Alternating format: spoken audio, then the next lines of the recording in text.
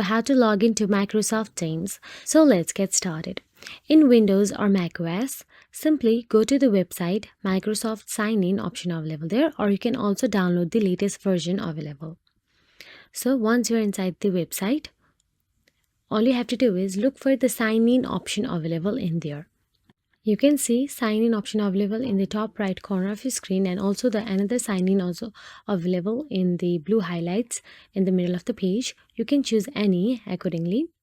So once you tap on the sign in, you will be navigated to the sign in page.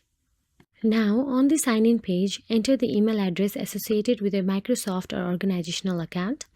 Personal account, use the email tied to your Microsoft account, example Outlook, Hotmail, etc. Or for work school account, use the email provided by your organization and simply click next. Then enter your password for the Microsoft account you used to sign in. If you don't have a password, you will be prompted to reset it. Then you may need to enter a code sent to your email or phone, or use an authentication app.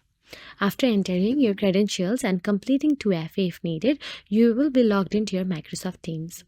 If you found this video helpful, please like, share and subscribe, and thank you so much for watching.